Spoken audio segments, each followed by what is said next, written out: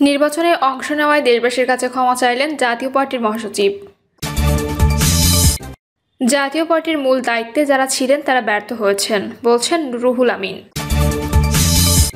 জানাবো বিবিসির প্রতিবেদন, জুলাই সনদ চূড়ান্তে ভিন্ন মত, বিএনপি, জামায়াত ও এনসিপির আপত্তি কোথায়।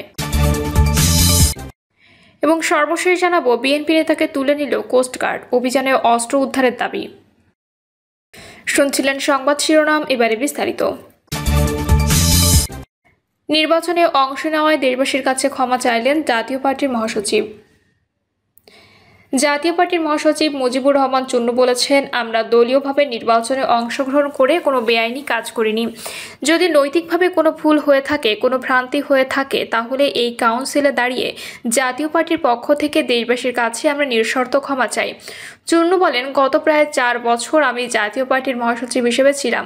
ভুলভ্রান্তি আমার থাকতে পারে, যে সমস্ত ভুলভ্রান্তি ছিল সেগুলো আপনারা ক্ষমাসুন্দর দৃষ্টিতে দেখবেন।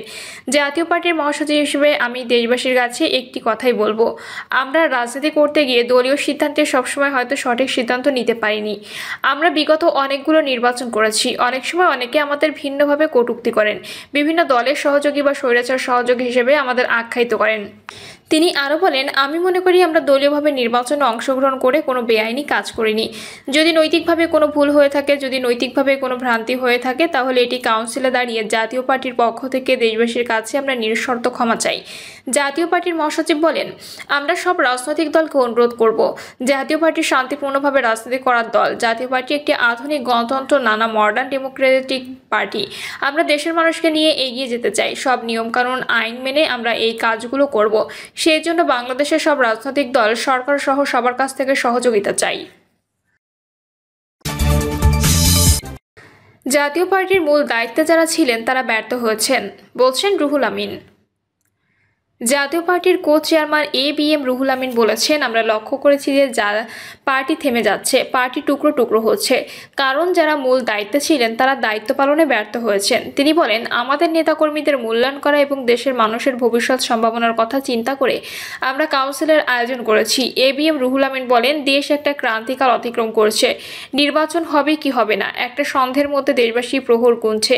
সারা দেশের মানুষ নিরাপত্তাহীনতায় রয়েছে, কখন কিভাবে আহত হবে, আঘাতপ্রাপ্ত হবে, বাড়ি থেকে বের হয়ে ঘরে ফিরতে পারবে কিনা, এরকম একটা সময়ের মধ্যে আমরা এই কাউন্সিলের আয়োজন করেছি।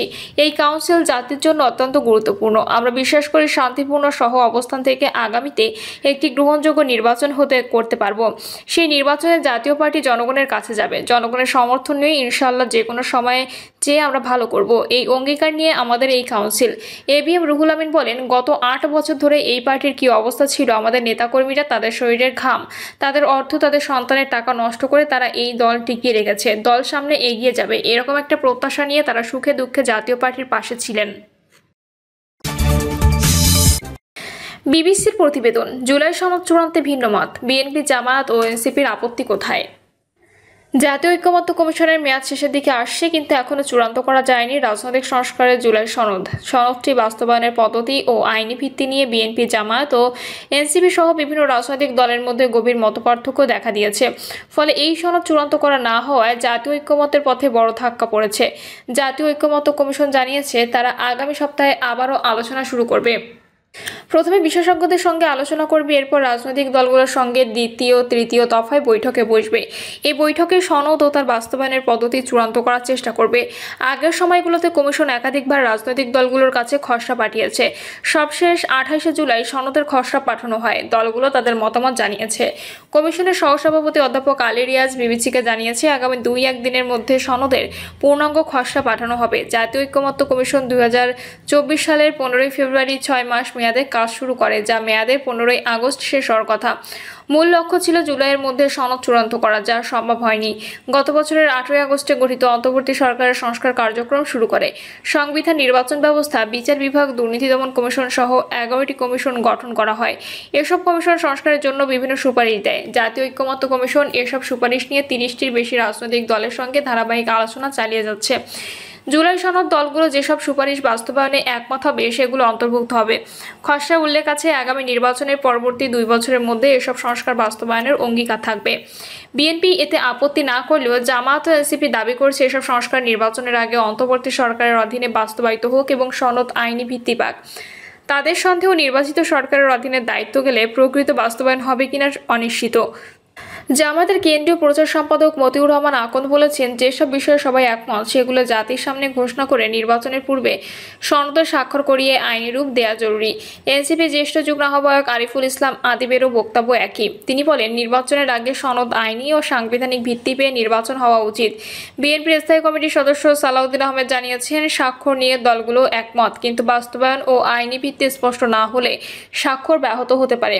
তিনি বলেন, সাংবিধানিক সংশোধন ছাড়া অন্যান্য সংস্কার এই সরকারের সময়ের মধ্যে অধ্যাদেশ, নির্বাহী আদেশে বাস্তবায়ন সম্ভব। একমত না হলে কি হবে? জাতীয় ঐক্যমত্য কমিশনের মেয়াদ শেষের পথে, কিন্তু দলগুলো এখনো সনদ চূড়ান্ত করার বিষয়ে একমত হতে পারেনি। এই অবস্থায় প্রশ্ন জাগছে, যদি দলগুলো এই সময়ের মধ্যে জুলাই সনদ চূড়ান্ত করতে না পারে তাহলে কি হবে? কি হবে এ সময় যখন সময় শেষে দ্বারপ্রান্তে এসে পৌঁছেছে কিন্তু রাজনৈতিক দলগুলোর মধ্যে গাঁটছড়া বাঁধতে পারছে না? জামায়াতের কেন্দ্রীয় প্রচার সম্পাদক মতিউর রহমান আকন্দ বলেন, এই সংকট মোকাবিলায় সরকারের পক্ষ থেকে বলিষ্ঠ ভূমিকা নেওয়া প্রয়োজন। তিনি বলেন, জুলাই সনদ কোনো একক দলের বিষয় নয়, এটা জাতীয় স্বার্থের একটি বিষয়। দলগুলোর মধ্যে যদি বিভিন্ন বিষয়ে একমত হওয়ার সুযোগ না হয় তবে সে বিষয়গুলো সনদে স্পষ্ট উল্লেখ থাকবে। তার ভাষায়, এই সনদ দ্রুত স্বাক্ষর করে ঘোষণা দেওয়া উচিত এবং এর ভিত্তিতে নির্বাচন অনুষ্ঠিত হওয়া দরকার। তবে তিনি আরও স্পষ্ট করেন, জামায়াতের পক্ষ থেকে কোনো ছাড় দেওয়ার বিষয়ে কোনো প্রশ্ন নেই। তিনি জানান, আমরা জাতীয় স্বার্থের কথা বিবেচনা করে কথা বলেছি। যেখানে আমাদের স্বার্থ জড়িত সেখানে ছাড় দেওয়ার প্রশ্নই আসে না। উদাহরণস্বরূপ, আমরা বলেছি যে একই ব্যক্তি একই সময় প্রধানমন্ত্রী ও সরকার প্রধান হিসেবে থাকতে পারবেন না। এই বিষয়ে একটি জাতীয় দল একমত নয়, সেক্ষেত্রে সরকারকে সিদ্ধান্ত ঘোষণা করে দিতে হবে। প্রয়োজনে জনগণের সমর্থন আদায়ে গণভোট গ্রহণ করতে হতে পারে। যদি সরকার এ উদ্যোগ না নেয় তাহলে সেটা সরকারের ব্যর্থতা বলে গণ্য হবে। অন্যদিকে জাতীয় পার্টির জ্যেষ্ঠ যুগ্ম আহ্বায়ক আরিফুল ইসলাম আদিব জানিয়েছেন, যদি নির্বাচন প্রক্রিয়া বিশেষ করে প্রজনন অনুপাত পদ্ধতিতে ভোটদান, দলীয় পদে প্রধানমন্ত্রীর অনুপস্থিতি, 2 সংসদে নির্বাচিত সংসদের সদস্যদের গোপন ভোটে রাষ্ট্রপতি নির্বাচন ইত্যাদি বিষয়গুলোতে একমত না হওয়া যায় তবে এনসিপি জুলাই সনদে স্বাক্ষর করবে না। বিএনপির স্থায়ী কমিটির সদস্য সালাউদ্দিন আহমেদ বলেছেন, দলগুলো সবসময় সনদ নিয়ে আলোচনা করতে প্রস্তুত। তিনি বলেন, কোনো সাংবিধানিক বা আইন প্রক্রিয়ায় বাস্তবায়নের ক্ষেত্রে আমাদের পূর্ণ সম্মতি রয়েছে। যদি কেউ অন্য কোনো প্রক্রিয়া প্রস্তাব করে তাতেও আমরা আলোচনা করব এবং অংশগ্রহণ করব। একই সঙ্গে তিনি বলেন, স্বাক্ষর বিষয়টি কোনো বাধা নয়, বরং বিষয়টি হলো কিভাবে সনদ বাস্তবায়িত হবে এবং তার আইনি ভিত্তি কি হবে। তিনি ব্যাখ্যা করেন, সাংবিধানিক সংশোধনীগুলো বাদে বাকি সকল সংস্কার প্রস্তাবে এই সরকার সময়ের মধ্যে অধ্যাদেশ, নির্বাহী আদেশ এবং অফিস আদেশের মাধ্যমে বাস্তবায়ন করতে পারে। এইসব মতবিরোধের মাঝে জাতীয় ঐক্যমত্য কমিশনের মেয়াদ শেষের আগে দলগুলো যদি ঐক্যমত্যে পৌঁছাতে না পারে তাহলে কি হবে? এই প্রশ্নে আলী রিয়াজ বলেন, আমি ইতিবাচক দৃষ্টিভঙ্গি নিতে চাই। 15ই আগস্ট আসুক, তখন দেখব কি হয়। তিনি জানিয়েছেন, দলগুলোর মতামত অনুযায়ী দ্রুততম সময়ে খসড়া চূড়ান্ত করার চেষ্টা চলছে। রাজনৈতিক বিশ্লেষক মহিউদ্দিন আহমেদ মনে করেন, নির্বাচনের সম্ভাব্য সময় ঘোষণার পর যা আলোচনা হয়েছে তার ভিত্তিতে স্বাক্ষর হওয়া উচিত। তিনি দলগুলোর মতপার্থক্যকে সংকট হিসেবে না দেখে রাজনৈতিক বৈশিষ্ট্যের অংশ মনে করেন। তার মতে, দলগুলো নিজেদের স্বার্থ হাসিলের জন্য চাপ প্রয়োগ করছে, আর কেউ কেউ হয়তো নির্বাচন বিলম্বিত করার চেষ্টা করতে পারে। তিনি বলেন, বিএনপি ধারণা করছে তারা সরকার গঠন করবে, তাই তারা সরকার গেলে ক্ষমতা অবাধে প্রয়োগ করতে চাইছে, আর সেখানে বাধা দিতে পারে এমন প্রস্তাবে আপত্তি করছে।